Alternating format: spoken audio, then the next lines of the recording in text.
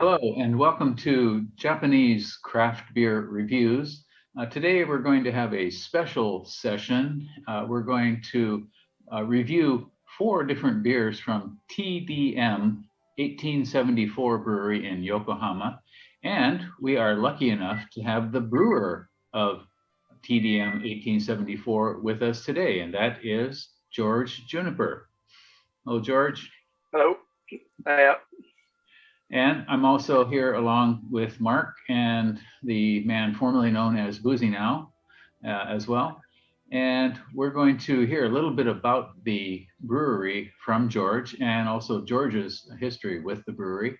And then one by one, we will take a look at 4 brews, including some fairly recent ones from the brewery as well. Well, George, what can you tell us about the brewery, the history of TDM 1874? So the brewery itself, we did our first batch in January 2017. So a little bit over 4 years now. The name of the brewery, the 1874 part, is actually from the parent company, which is a liquor store, and that's the year that started it. The liquor store is called Sakaguchiya. Mm-hmm. And historically, Nihonshu sales were sort of going down a little bit, and so with craft beer rising, it was a way of sort of not sinking the business into one hole, having different areas of the liquor market covered. Okay. And that's why a small brewery got built here. Okay. So the Sakaguchiya was also a sake producer as well? No, just a sakaya, so distributor. Okay. We also deliver to restaurants a lot in Yokohama, sort of Noge area. And then our territories getting further and further up into Tokyo, but typically sort of the Yokohama side of Shibuya. Yeah. Okay. Can you tell us about the name a little bit? What the TD and M and the 1874? What do those imply? So TDM, we're based in Tokai, Chiba. So it's 10 days market, which is roughly what Tokai Ichiba translates to. I see. So is 10 ka day, is that right? Yeah. And Ichiba means regular marketplace? Yeah. Uh-huh. Yeah, so there used to be a market here, back in the day when you wouldn't have a marketplace that's in one place in town. It would be on the 10th of the month. I see. That's the sort of idea behind why the place is called that. Okay. The 1874 again is the founding year of the Sakaya. Owner. Okay. Now, how about you and when you came along, and what was the situation or your history actually, maybe before you came to TDM 1874? Right. How long in Japan? I've been in Japan 10 years now, just over. And I'd started, my history really was, I started home brewing when I was 13 in the UK. And then I started working at Dark Star Brewery in the UK when I was 19. I moved over to Japan in 2011. I was at Kyuchi Shuzo for a year, then moved on to Bremer Brewing. Had a few years out teaching English, and then started at TDM. I started here in 2016 as the factory was being built. Yeah. Okay. And according to RateBeer, there are 71 different beers produced. I imagine you probably made a few more than that. Yeah, there's a few that haven't been checked in, I guess. Yeah, and on Untapped, there's 72 beers listed at an average of 3.76 out of 5. Pretty high ratings overall. So, is there anything you would say, anything you would single out as being special about TDM? Something that you apart from other breweries in Japan? Something you're most proud of, perhaps? I guess. You won some award. Hard to answer that without blowing my own trumpet a bit, but you can blow your trumpet here. I mean, blow the trumpet. Okay. No, I guess what makes us a little bit different is that a lot of the beers come from a English point of view, even when making sort of German or American styles. That I still feel there's like a sort of British sensibility in it, where you're my goal with any beer I make is like, if you have a beer and you don't want another one of it, it's not a good beer. Like every beer should be, you know, you can drink one after the other, make it sessionable, and that's kind of what that's the British mentality of brewing, I guess. Okay. Yeah. Okay. Great. Yeah. You make the best bitter. That, I think several people have commented on. It's absolutely an exceptional beer. In a style we don't see a lot in Japan. No, it's still a style you don't see a lot. You'll see some people brew it as like a gente maybe once or twice a year, or people tend to go for ESBs because they're a little more punchy, a little more forgiving. Yeah. Okay. They don't need quite as fine a balance as a best bitter does. But, Yeah. There's a few good ones out there. I think they'd make a good best bitter, but I think that's just for their tap rooms. I don't think it's a year round. Okay.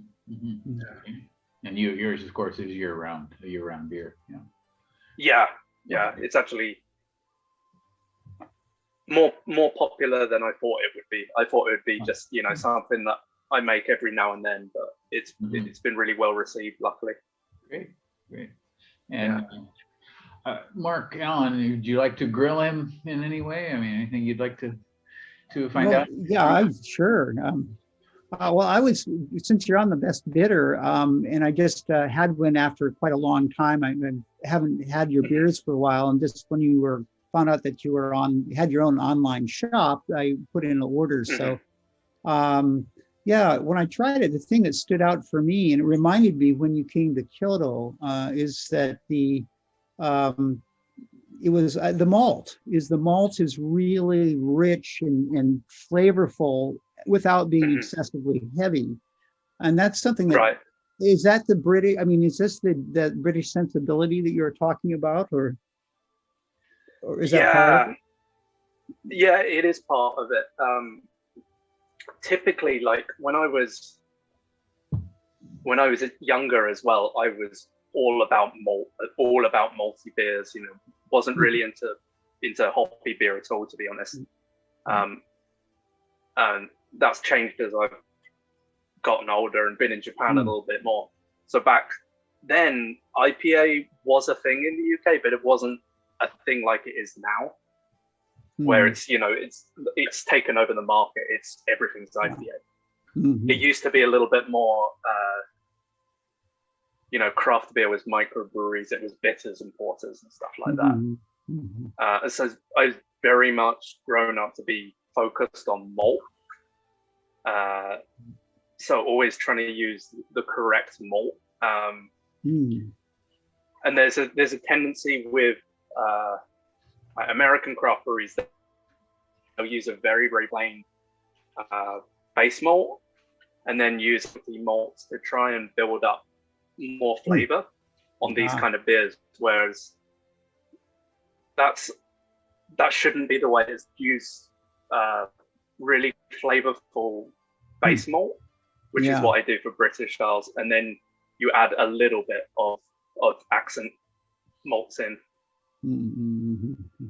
So that's where it's full-bodied but not sweet. Yeah, that really stood out for me as a malt. It's just reminded me, I hadn't had anything like it for quite a while. So it was really pleasant. Yeah. Enjoyed it. Yeah, and that's from English Marisotto. It's there's a lot of brewers who are scared to use it because it's so big and in your face and as a base malt. Yeah. But you really you need to be using those malts to make English bitters. That's the style. That's what they're made of. Right. Yeah. Wow. Okay. Yeah. I'll pass it over to Mark here. I'm just wondering how you can stay afloat without making a new hazy IPA every week. I've been lucky. Yeah. Luckily, the rest of our beers sell well. I think that there's something special about your IPAs, and maybe it is that what you said, the slight British sensibility that's in there. Even though you're making, basically American IPAs or Kiwi IPAs, they're just a little bit maltier. They're never too sweet. They're hoppy, but they're not just like fruit juice. I think that you've managed to keep, and all the IPAs I've had from you in the last couple of years, you managed to just go right down the center. I think, it's not old school, but it's not trendy and just following those trends either. And I think, that this is something I really have appreciated lately with IPAs, Yeah. And I like the British stuff too, because it's so hard to find stuff now because it's like walls of New England IPAs everywhere, Yeah, true. Brown ale or old ale or bitter, it's awesome, Yeah. So that's why I've been. So our IPAs are very popular, and we make a lot of them. The cool thing about that is that I can make these West Coast IPAs that have a modern twist on them, and they're popular, which means that I can still make best bitter, once every month and a half or so. It's not become, focusing on cash cow, like we've got to make hazy double IPAs, we've got to make hazy triple IPA next month. It's like there's a balance of making these good beers that allow me to still make the beers that I really want to make and that I really think Japan needs to have. Yeah. Nice. Yeah. Okay. Well, thank you very much, George. And now we're going to go on to the first of the four beers. Let me stop.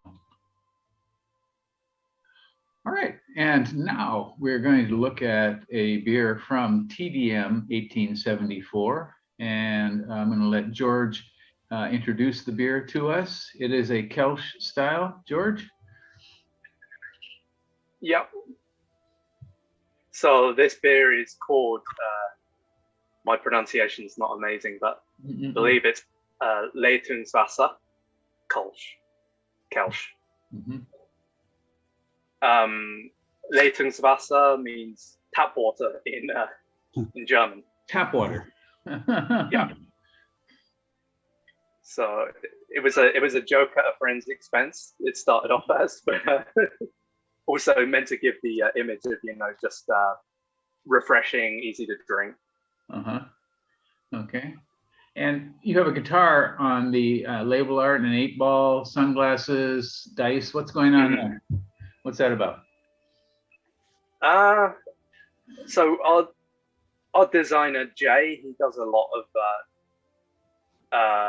sort of maybe more punk rock and maybe a little bit darker. He does a lot. He does some really, really cool designs.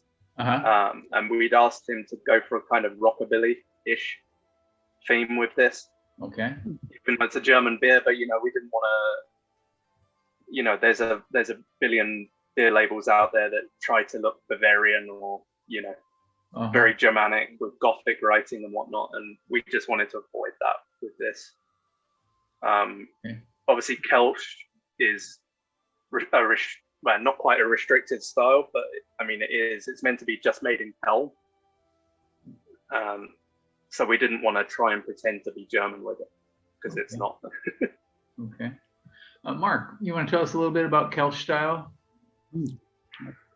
Yeah, it's a style, as George said, around Cologne. It's not that old, really. From the late 19th century, probably it kind of settled into this golden style of beer.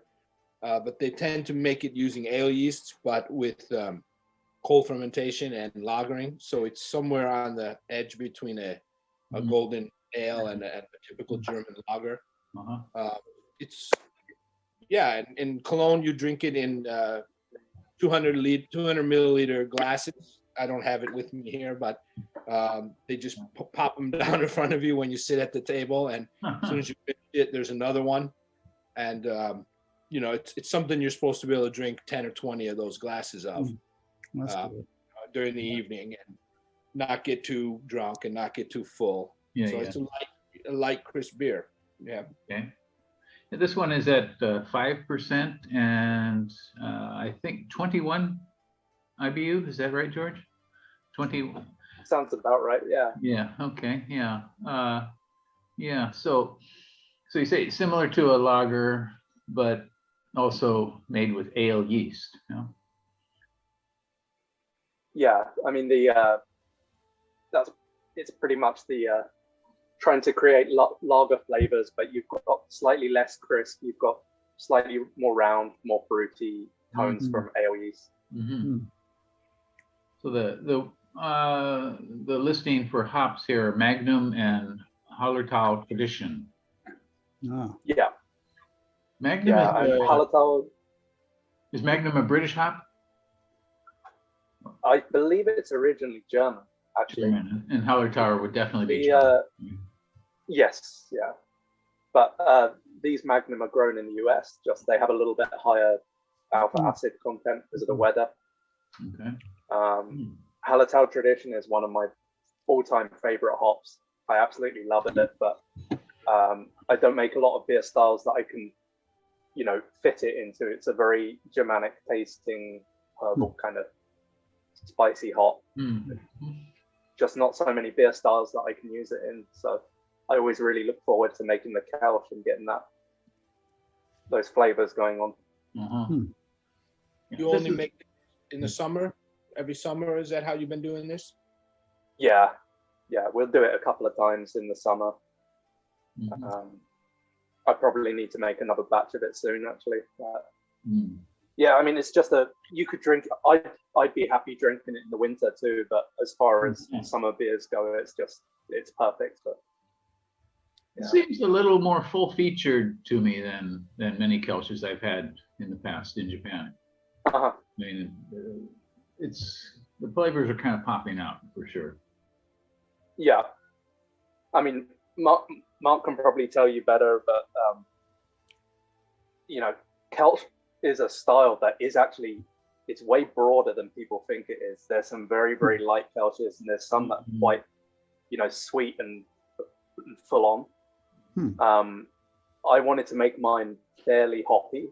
Like I used a lot of hops in the whirlpool. Actually, all the Hallertau is in the whirlpool, just because I love that hop. I love that aroma. The malt I wanted to keep fairly bready as well. So German Pilsner malt and Vienna malt. And then there's a little bit of honey malt in there as well, because honey malt is meant to give a kind of, it gives almost a step mashed flavor. So it gives a little bit of richness, a little bit of, you know, grainy oomph to it. Yeah. Right. This definitely has it. That's for sure. Got rich on the malt side. Very much. Yeah. Yeah. I mean, most Kölsches I've had here in Japan before have been much milder and not so present, you know, in flavor and in aroma both. Yours really pops. I think it's almost impossible to get a German Kölsch here that it tastes good, because they're almost all oxidized and in bad shape.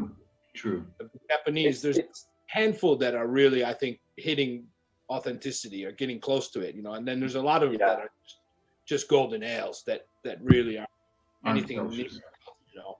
I mean, and for like 20 years, that's all it were. It's like they called it Kölsch, but it was just a golden ale, with probably American yeast in there or whatever. But when you remember when craft beer first took off here in the mid 90s, everybody was making a Pils, a Kölsch, and an Alt, and they were all crap, of course. But Iacetyl too. Yeah, but I mean, every little brewery had to make these styles because they were the German styles. That's what beer was, right? So I actually heard that. I heard that one of the brewmasters for Asahi was actually going around teaching people how to brew those styles because like they wanted help, technical help. And so he said, okay, this is an Alt and this is a Kölsch. And, he basically just taught them how to homebrew a golden ale and an amber ale, but they use the German names for it. That's what I've heard. I don't know how true it is. Okay. Possible. Yeah, I mean, if that's your beer lineup, you can use the same yeast for the Kölsch and the Alt, and then you've got your Pilsner strain, and that's how a lot of breweries were set up. They wouldn't. That would be their business model, and it didn't work for a lot of them, I guess. But no, it didn't. A lot of those breweries are not around anymore. No, for sure. Yeah. Well, gentlemen, what are your thoughts here? Let's Al, what do you think? Well, this is fun. I haven't had anything like this for a long time. The Kölsches I've had have been kind of watery and thin and not very impressive. And this is full flavored. And I'm trying to, I get this nice malt and fruit in the up front, and then it takes a really big turn. It just on a dime right about in the mid palate. It just turns. And I get like some lemon, I don't know, like maybe a boiled lemon of some sort, and herbal and a little bitterness kicking in on the finish. It's really interesting. I can see this is quaffable, dangerously quaffable. Extremely.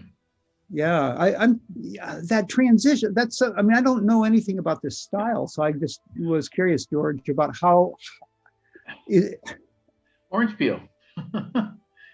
You mentioned lemon, orange. There's orange peel on the label. Okay, boiled. Yeah, okay, that would work. Boiled orange peel. Is that dry? That's for the packs. That's the Haposhu. Oh. Haposhu license. So we have to put something in there. You didn't put a whole lot of it. You mean? Is that? He only uses that so he it's can very. It's a very small amount. You just waft it above and okay. I see. Okay. No, it's okay. Man. We didn't hear that. The lemoniness you're getting is probably from the Hallertau tradition.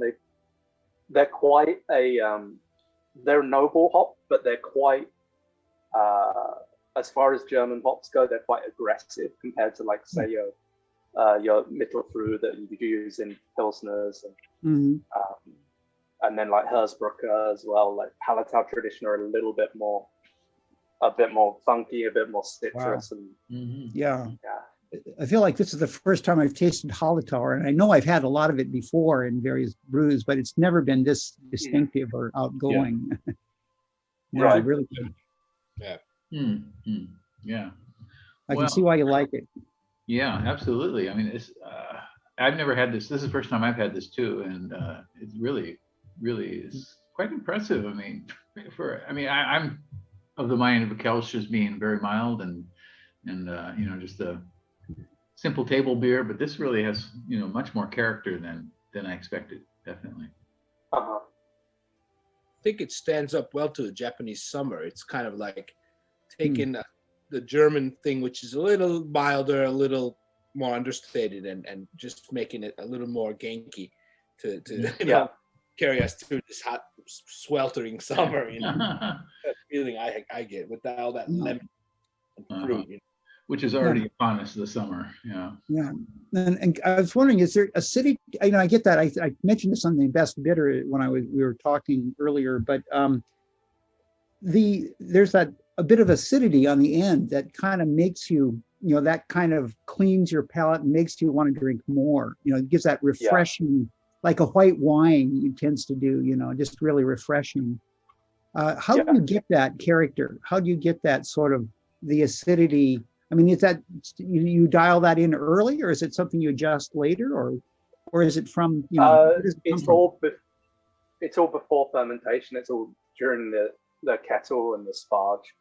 But yeah, it's very much on purpose, adding in lactic acid. And different beers I have different pH targets for.